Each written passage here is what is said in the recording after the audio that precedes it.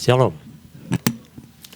Ya, minggu ini kita sudah banyak mendengar dari Bapak Gembala, dari rekan-rekan pekotbah tentang kesetiaan Tuhan di tengah badai yang diambil dari Markus pasal ke-6 ayat 45 sampai 52. Ini menarik karena sebenarnya murid-murid itu kalau kita perhatikan di Markus pasal ke-4 itu pernah juga mengalami badai.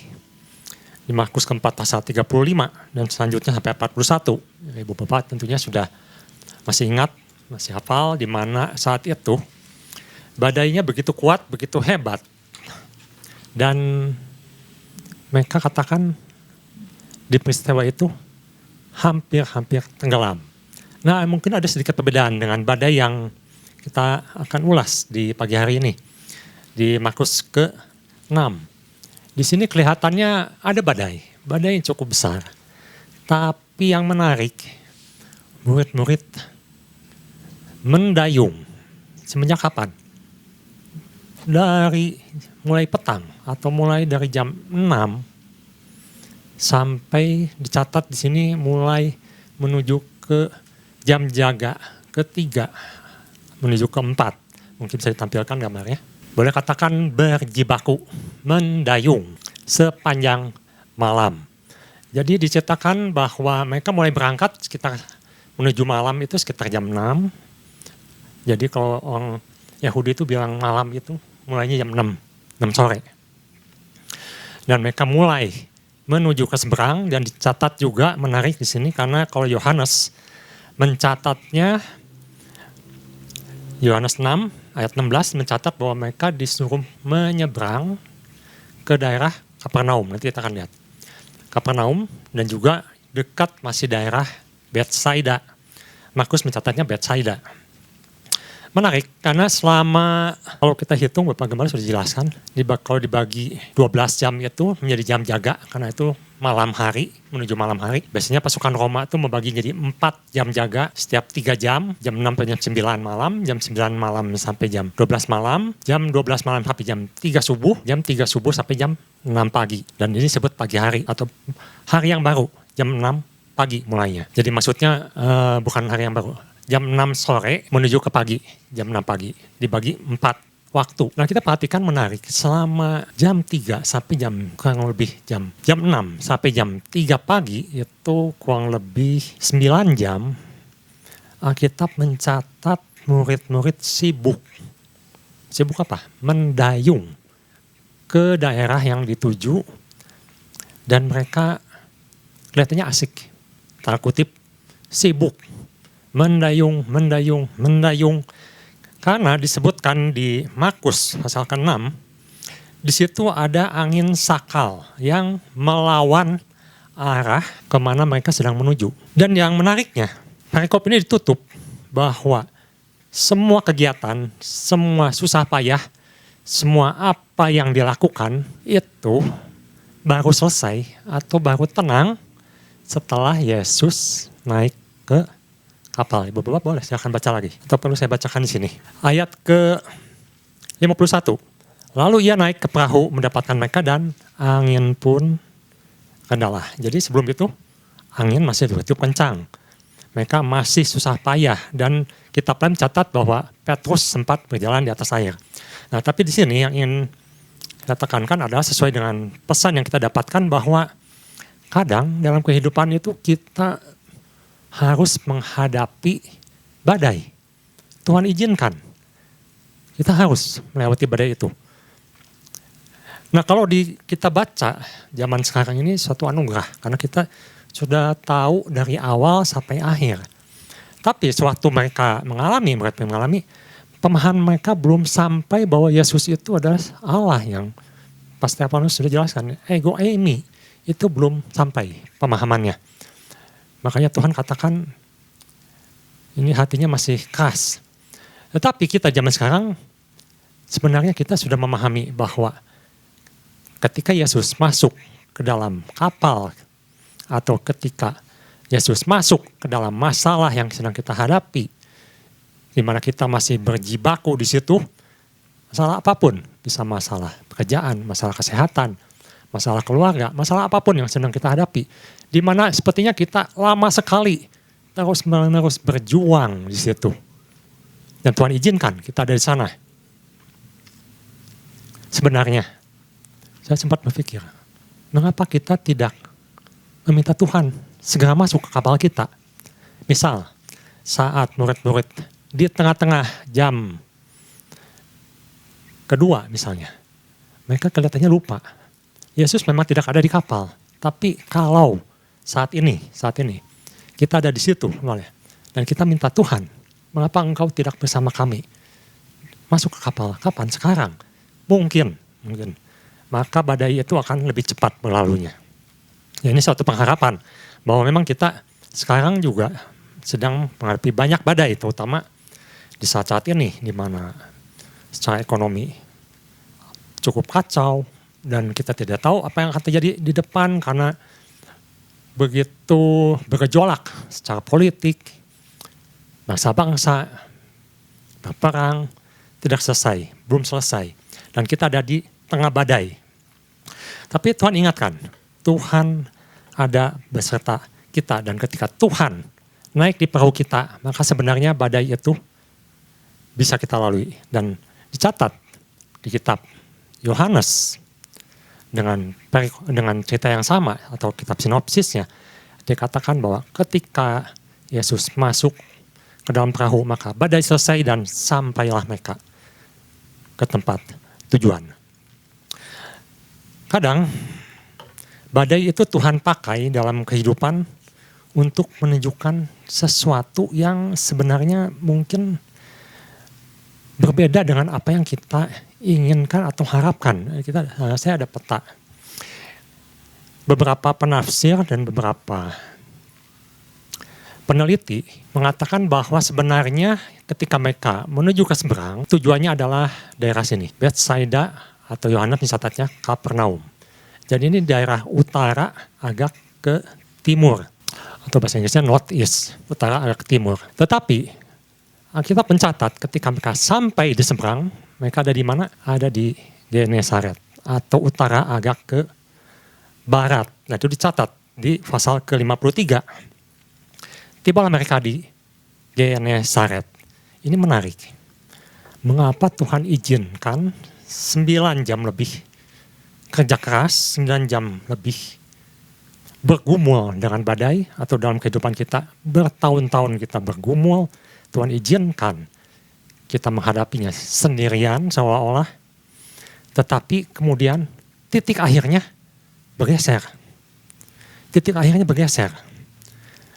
Jadi sebenarnya Tuhan ingin murid-murid bukan ke Kapernaum atau Betsaida, tetapi ke Genesaret. Ada apa di Genesaret? Ada pekerjaan Tuhan yang harus dilakukan. Jadi Bapak silakan baca nanti kelanjutannya. Di situ banyak orang disembuhkan, orang-orang datang, dan mukjizat terjadi, kebangunan rohani terjadi di situ. Apa yang ingin saya sampaikan adalah kadang Tuhan pakai badai itu ketujuannya Tuhan. Jadi satu poin yang ingin saya bawakan di pagi hari ini adalah Tuhan ingin atau mau memastikan kita sampai pada tujuan Tuhan. Kadang kita berjuang untuk satu tujuan yang kita sendiri masih bingung karena begitu banyak yang melawan, begitu banyak hambatan. Angin sakal itu melambangkan hambatan, sesuatu yang menghalangi, sesuatu yang membuat kita berjalan lambat, membuat kita susah payah. Tetapi ketika Tuhan hadir dan sampai pada tujuan, kita baru sadar, oh Tuhan inginnya ke sini. Kapan kita bisa sampai tujuan? Ketika kita menyadari bahwa ada Tuhan yang beserta kita, ada Tuhan yang berkuasa, ada Tuhan yang berdaulat, ada Tuhan di perahu kita. Rasul Paulus pernah mengalami badai. Bahkan peristiwanya cukup mengenaskan karena sebelum dia berangkat ke Roma sebagai tahanan, Paulus sudah berkata kepada kepala prajurit bahwa Tuhan mengatakan lebih baik ditunda perjalanannya karena akan terjadi badai yang besar dan perjalanannya akan menjadi susah payah dan berbahaya. Tetapi secara manusia, kepala pengawal mengatakan, atau kepala prajurit mengatakan, tidak, kita harus secepatnya sebelum musim dingin datang. Jadi ini suatu perbedaan pendapat antara pendapat orang dunia dengan orang yang mendapat pewahyuan dari Tuhan. Tetapi kita lihat, Paulus melakukan. Dia berangkat. Dan kita tahu, dalam perjalanan maka kapal diombang-ambing dan kapal pun terdampar, terhempas, hancur di Pulau Malta. Tapi yang menarik, ketika saya lihat Pulau Malta, di situ ada yang namanya Publius, yang ayahnya sedang sakit. Dan Paulus sembuhkan dengan mujizat dari Tuhan. Ternyata Pulau Malta ini menjadi salah satu basis perkembangan Kristenan. Dikatakan di situ Publius kemungkinan besar menjadi bishop di sana atau pemimpin agama di Pulau Malta. Ada sesuatu yang terjadi di sana. Tuhan izinkan badai kita lalui untuk sesuatu tujuan Tuhan. Tidak enak, karena kita akan mengalaminya dan suatu kondisi yang betul-betul tidak enak. Tapi ketika Tuhan bekerja, kita tahu ada sesuatu yang terjadi. Beda dengan Yunus. Yunus lari dari Tuhan dan Tuhan datangkan badai. Tuhan datangkan badai untuk Yunus, berbeda dengan Paulus maupun dengan murid-murid, karena Yunus lari dari Tuhan. Tapi maksud saya di sini Tuhan bisa pakai badai untuk membawa Yunus kembali kepada tujuannya Tuhan. Nah, itu yang ingin saya tekankan di pagi hari ini. Nah, mari kita lihat bahwa apakah ketika badai terjadi, Tuhan masa bodoh? Pak Gema sudah jelaskan. Tuhan bersyafaat, Tuhan berdoa, Tuhan peduli. Nah, mari kita lihat di Markus pasal 6 ayat 48. Murid-murid sepanjang malam kita lihat tidak memanggil Tuhan. Asik mendayung. Mereka lupa berdoa. Mereka lupa bahwa Tuhan mengawasi mereka. Jadi mereka asik sendiri. Tapi berbeda dengan Tuhan.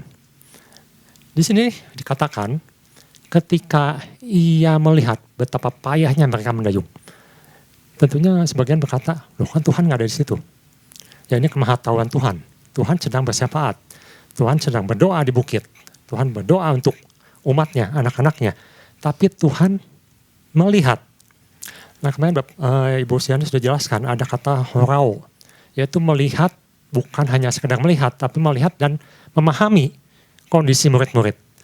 Tuhan mengerti, Tuhan melihat kondisi kita ketika kita sedang menghadapi badai saat ini. Yang menarik untuk saya tidak akan membahas tentang horeonya, karena sudah dijelaskan, Ibu Bapak silahkan mendengarkannya di YouTube. Kata di sini, melihat, di sini kalau dalam bahasa Inggris itu memakai tenses atau gramatikal,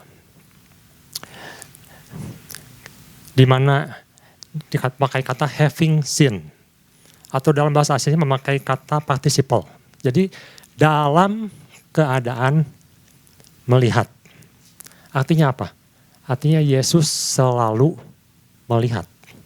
Yesus sedang melihat, bukan menoleh atau kebetulan melihat, bukan. Tapi Yesus selalu melihat. Ini menjadi suatu sebenarnya jaminan untuk kita ketika kita menghadapi badai dan Tuhan izinkan kita mengalaminya. Tuhan katakan, aku selalu melihat dan aku peduli. Nah, ini menjadikan pesan Tuhan minggu ini. Mengapa Tuhan peduli? Karena dia tahu apa yang sedang kita hadapi. Tuhan tidak membiarkan perahu tenggelam. Jadi Tuhan tahu ketika kita masih mendayung, kita masih mendayung, Tuhan melihat, masih dalam kendali Tuhan. Tidak dibiarkan perahu itu tenggelam.